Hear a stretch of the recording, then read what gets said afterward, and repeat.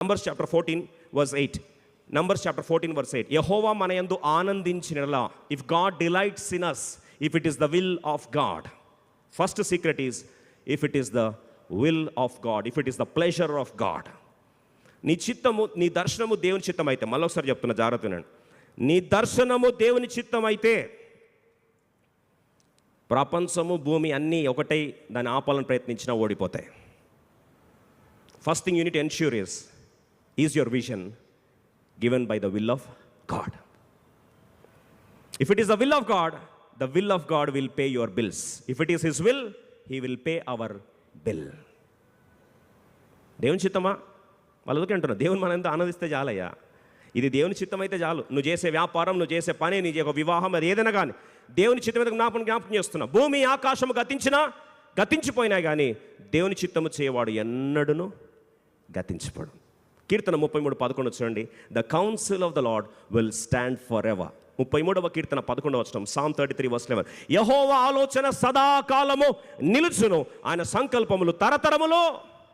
ఒక మాట చెప్పండి, the councils of the lord never fails. నా వెనకాల చెప్తారండి, the will of the lord never fails. మొదటిగా ఫెయిల్ కాంది ఏంటండి? దేవుని చిత్తం. రెండవది సంఖ్యాకాండం 14వ అధ్యాయం 9వ వచనంలో, దేవుడు మనకు తోడై ఉన్న ఎడల, if God is with us. అందుకో ప్రభు అన్నాడు, నేను నిన్ను విడువను, I will never leave you nor forsake you.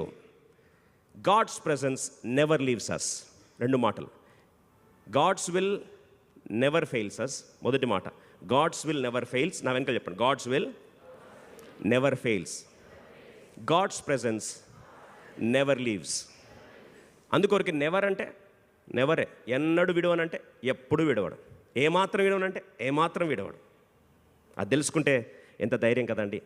ఒక ప్రాంతంలో రీసెర్చ్ చేశాను, ఎంత భయంకరమైన స్టాటిస్టిక్స్ బయటపడ్డాయంటే, బ్యూరో ఆఫ్ స్టాండర్డ్స్ ప్రకారము వారు చూస్తే ఒక సిటీలో 7 blocks అన్నీ కూడా, అంటే 7 colonies అంతా కూడా దట్టమైన మంచుతో 100 feet డెప్త్ కవర్ అయిపోయిందంట. దృశ్యం చూడడానికి ప్రయత్నిస్తాం, 100 feet డెప్త్.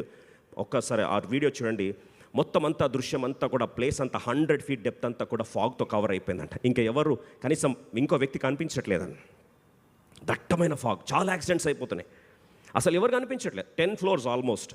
ఈ 10 floor బిల్డింగ్ అంతా కూడా బరి అయిపోయినాయంట. దాంట్లో చాలా కంగారు పడతా ఉన్నారు.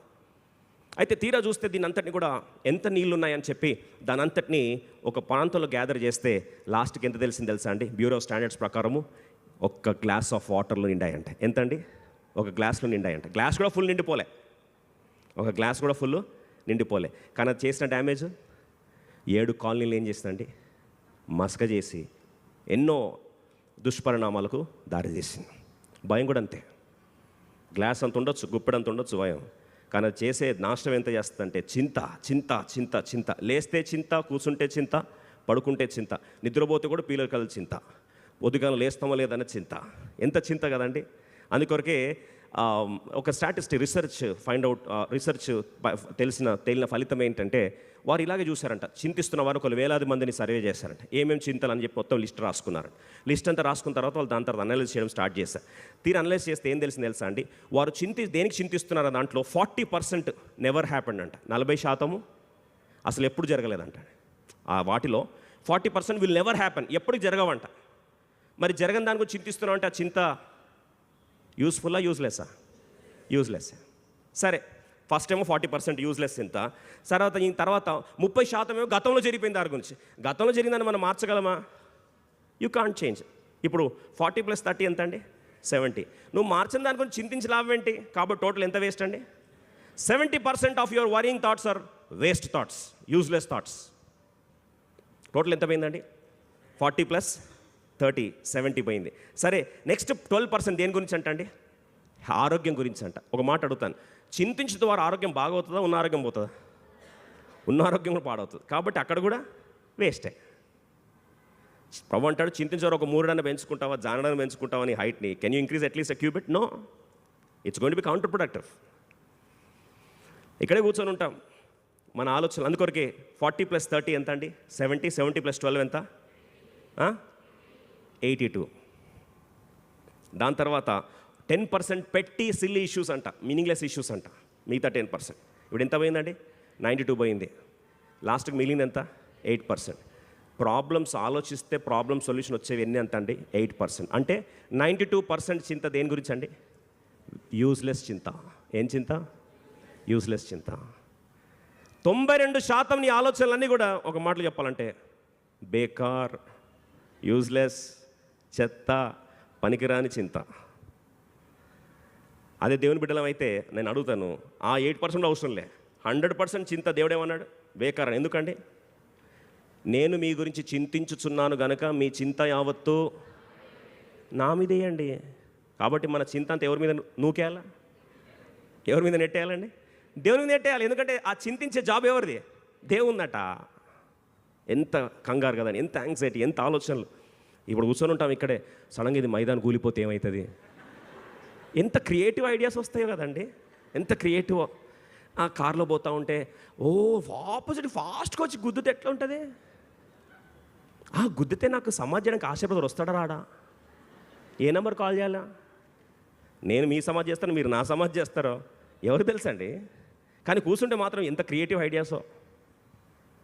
బాబా కూర్చొని ఆలోచిస్తూ ఉంటాం, ఎట్లండి నేను చనిపోతే నాకు ఎలా చేస్తారు, మీరు చనిపోతే ఎలా చేస్తారు, ఎన్నెన్నో ఆలోచనలు. ప్రభు అన్నాడు, మృతులను ఏం చేస్తారంట? పాతి పెట్టుకుంటారు. నీకెందుకు టెన్షన్?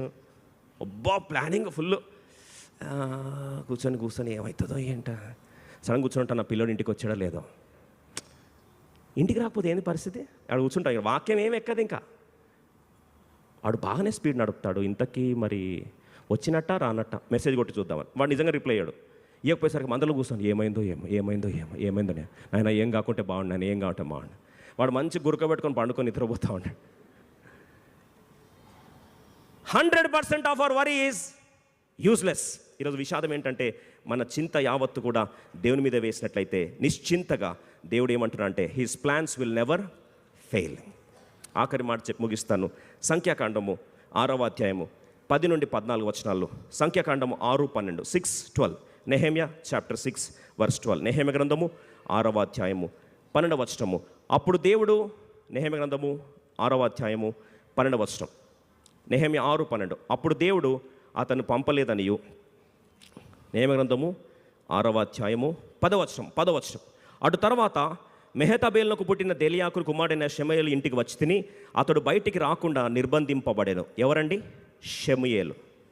షెమయ ఏం పేరండి? షెమయ ఏం పేరు?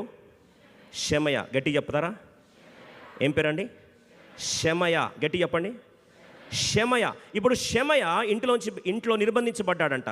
ఎప్పుడైతే షెమయ ఇంట్లో జాగ్రత్త వినండి, ఎందుకు నిర్బంధించబడ్డాడు ఇంట్లో, అసలు ఏం జరిగింది? షెమయాని తీసుకెళ్ళి ఇంట్లో నిర్బంధించేసరికి జరిగిన విషాదం ఏంటంటే, షెమయాని ఎవరు ఇంప్లాంట్ చేశారు అంటే శత్రులు తీసుకొచ్చి ఇంప్లాంట్ చేశారు. అబద్ధ ప్రవక్తగా. ఎవరిలాగండి? అబద్ధ ప్రవక్తలాగా తీసుకెళ్ళి పెట్టేసరికి షెమయాని కలుద్దామని పోయేసరికి షెమయ ఏమంటాడు తెలుసా అండి? నేను నిర్బంధించబడి ఉన్నాను, ఐఎమంటారు హౌస్ అరెస్ట్. ఏమంటారు చూడండి, ఫస్ట్ వెపన్ ఏం వాడుతున్నాడు? రాత్రి కాలమందు నిన్ను చంపుటకు వారు వచ్చేదరు గనుక దేవుని మందిర గర్భాలయం లోపలికి మనము పోయి తలుపులు వేసుకునేదాము రండని చెప్పగా. ఏమంటాడండి? దేవుని మందిర గర్భాలయంకి వెళ్ళిపోదాము, తలుపులు వేసేసుకుందాం. ఎందుకంటే రాత్రి నిన్ను వచ్చి ఏం చేస్తారు? చంపేస్తారు. మనలో చాలామంది దేవుని చిత్తం విషయంలో ఈరోజు అంత్య దినాల్లో డోంట్ బిలీవ్ ఎవ్రీ స్పిరిట్. 1 యోహాను 4:1 రాస్తుంది, టెస్ట్ ఎవ్రీ స్పిరిట్ అని రాస్తుంది. ప్రతి ఆత్మను ఏం చేయాలంటండి? పరీక్షించాలంట. ఈరోజు చాలామంది అబద్ధ బోధకులు ప్రవేశించారు. దేవుని చిత్తం విషయంలోనే కన్ఫ్యూజ్ చేస్తాడు Satan. 4th area is Satan will confuse in the area of the will of God. ఇది దేవుని చిత్తం అని చెప్పి బ్రహ్మపరుస్తాడు. షెమయ అంటున్నాడు, అయ్యా మీరు నాతో పాటు వచ్చేసి మన ఇద్దరం కలిసి ఏం చేస్తాము? దేవాలయంలో పోయి దాక్కుంటే ప్రాబ్లం లేదంట. దేవాలయములో గర్భగుడిలో. ఎక్కడంటండి? గర్భగుడిలో. విషాదం ఏంటంటే గర్భగుడిలో ఒకవేళ వెళ్ళి దాక్కుంటే సంఖ్యాకాండం 18వ అధ్యాయం 7వ వచనంలో యాజకుడు కాకుండా, సంఖ్యాకాండం 18:10, 18:7, నంబర్స్ చాప్టర్ 18:7, యాజకుడు కాకుండా ఇంకెవరైనా సరే గర్భగుడిలోకి వస్తే మరణశిక్ష వేయాలి వాడికి. ఏం శిక్ష అండి? మరణశిక్ష. ఈరోజు ఆలోచించండి. ఇప్పుడు నెహెమ్యా యాజకుడు కాదు. Nehemiah is not a priest. Nehemiah secular job ఉంది, గిన్నెందించేవాడు. మరి గిన్నెందించేవాడు గర్భగుడిలోకి వస్తే ఈ వర్షం ప్రకారం ఏమవుతాడండి? చచ్చిపోతాడు. ఒక మాటలో చెప్పాలంటే ఇప్పుడు షెమయ ఇంప్లాంట్ చేయబడి నెహెమ్యాని ఇండైరెక్ట్గా ఏం చేయాలని చూస్తున్నాడు అండి? చంపాలని చూస్తున్నాడు. Be very careful, don't get confused in the will of God. చాలామంది ఈరోజు దేవుని చిత్తం అండి, దేవుని విజన్ ఇచ్చాడండి, దేవుని విజన్ ఇచ్చాడు. ప్రతి ఓడు దేవుని చిత్తం అని మాట్లాడడమే, ప్రతి ఓడు విజన్ అని మాట్లాడు, ప్రతి ఓడు దేవుని స్వరం అనడమే. దేవుడు నిన్న మాట్లాడు, రాత్రి మాట్లాడు, పొద్దున మాట్లాడు. ఒక మాట చెప్పాలని ఆశపడుతున్నా. దేవుడు ఏదైనా విషయంలో నీతో మాట్లాడితే, where there is vision, understand this line, where there is vision God will keep the provision. Provision లేదండి కానీ విజన్ ఉంది, ఎట్లా అవుతుంది? లేదు నాకు దేవుడు ఇస్తానన్నాడు కాబట్టి వినాల్సిందే మీరు అని రుద్దుతావా? రుద్దేది దేవుని చిత్తం కాదు. షెమయ ఆ రోజు ఒకవేళ ఆ మాట షెమయ కానీ అబద్ధ బోధకుని మాట కానీ నెహెమ్యా వినుంటే, ఆ రోజు రాత్రి వెళ్ళుంటే గర్భగుడిలో కాలు పెట్టడము, యాజకుడు కాదు కాబట్టి ఏమైపోయాడండి? చచ్చిపోయేవాడండి. ఉజ్జయ్య కూడా అదే చేశాడు. వెళ్ళాడు, దీపార్తిని అర్పించాలని ప్రయత్నించాడు, కుష్ఠరోగంతో జీవితం అంతా మిగిలిపోయాడు. దేవుని దర్శనం విషయంలో స్పష్టత తెలుసుకోవాలి. వెళ్ళాడు నెహెమ్యా వెళ్ళాడు. 2వ అధ్యాయం 11వ వచనంలో చాలా క్లియర్గా రాస్తుంది. వెళ్ళాడు, 3 రోజులు చెక్ చేసుకున్నంట, నా భారం కరెక్టేనా, నేను విన్నది కరెక్టేనా, ఇక్కడ యెరూషలేం పరిస్థితులు కరెక్టేనా, ఇదంతా రియాలిటీతో సింక్ అవుతుందా? ఎందుకు చెప్తున్నా ఈ మాట అంటే, రియాలిటీతో కానీ సింక్ కాకపోతే నేను నిజంగా దేవుని విజన్ నాకు ఉన్నట్టేనా? ఒక గోల్డెన్ పాయింట్ చెప్పి ముగిస్తాను. నువ్వు దేవుని విజన్ నిజంగా దేవుని చిత్తం అయితే, బాగా వినండి, దేవుని చిత్తాన్ని, దేవుని విజన్ని ప్రొవిజన్ని కలపడానికి ప్రపంచంలో భూమి ఆకాశం ఒకటవుతుంది. గోల్డెన్ పాయింట్ చెప్పి ముగిస్తాను. నువ్వు నిజంగా దేవుని దర్శనమే పొందుకుంటే, if truly it is the will of God, దాన్ని నెరవేర్చడానికి, విజన్ని ప్రొవిజన్ని కలపడానికి భూమి ఆకాశము ఒక్కొక్క సెకండ్ విశ్వాంతరాలము గాడ్స్ టైం టేబుల్ మొత్తం కలిపి ఆ రెండింటిని కలపాలని ప్రయత్నిస్తుంది. ఎగ్జాంపుల్ చెప్తాను. నాకు ఒక్కరిని దేవుడు మాట్లాడంటే, if God truly spoke to you, God will also speak to every stakeholder in the vision. ఈ మాట ఒకసారి వినండి. If God spoke to you, God will also speak to the every stakeholder in your vision. నీ దర్శనంలో ప్రతి భాగస్వామితో దేవుడు ఏం చేస్తాడు? మాట్లాడతాడు. ఉదాహరణ చెప్తా. దేవుడు సౌలుని పౌలుగా మార్చాడు. నీకు అననీయ ఏం చేస్తాడు? అననీయకి ఏం చేస్తాడు? అభిషేకిస్తాడు అన్నాడు, పొరలు రాలుతాయి అన్నాడు. ఇప్పుడు అననీయ దగ్గరికి వెళ్ళమన్నప్పుడు దేవుడు సౌలుతో మాట్లాడింది, అననీయతో కూడా మాట్లాడా లేదా? త్వరగా చెప్పండి. Yes or no? ఎస్. అననీయతో కూడా మాట్లాడకపోయి ఉంటే అననీయ వచ్చినట్టే తలుపేసుకొని లోపల కూర్చునేవాడు. ఇప్పుడు సౌలుతో మాట్లాడిన దేవుడు ఎవరితో మాట్లాడాలి? అననీయతో కూడా మాట్లాడాలి. ఒప్పుకుంటారండి?